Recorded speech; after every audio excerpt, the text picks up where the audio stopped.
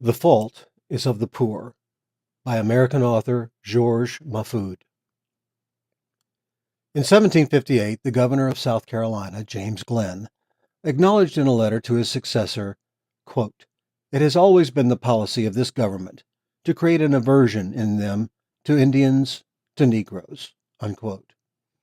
In previous generations, racism had not reached a sufficient level of hatred to prevent Indians, blacks, and poor whites from joining together for work, intimacy, and, above all, to rebel against the power of the powerful. The fault of violence was of the poor. Today, two of the world's most lucrative businesses are drug trafficking and arms sales.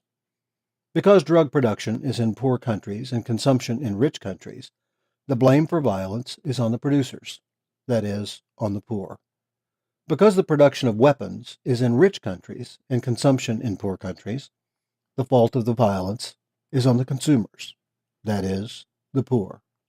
When the economy in rich countries thrives, the poor are the only ones to blame for their own poverty, as if the world were flat and everyone had the same opportunities. When the economy in rich countries stagnates or recedes, then the poor are to blame for the fact that others do not have jobs, especially if they are poor immigrants. The fault is always of the poor. The Statue of Liberty of New York received millions of immigrants, Europeans, without visas or passports, with the verses, "Give me your tired, your poor, your huddled masses yearning to breathe free, the wretched refuse of your teeming shore. Send these, the homeless, tempest-tossed, to me." However, now, according to the laws in rich countries, if someone is rich, a visa or a permanent residence is almost guaranteed. If someone is poor and his flag is work, he or she will be automatically blocked from entering rich countries. In fact, the single word working at any consulate in the world is the first key that turns on all the alarms and closes the doors to an honest worker.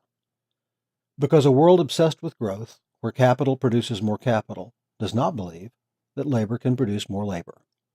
Because money is freer than human beings, and a human being without money is not free, but a slave.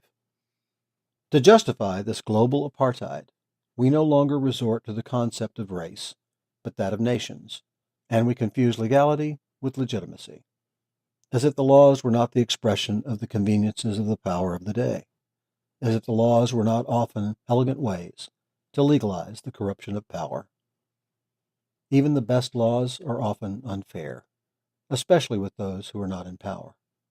As an example, the French novelist Anatole France made a remark 100 years ago, quote, "In its majestic equality, the law forbids rich and poor alike to sleep under bridges, beg in the streets, and steal loaves of bread," unquote.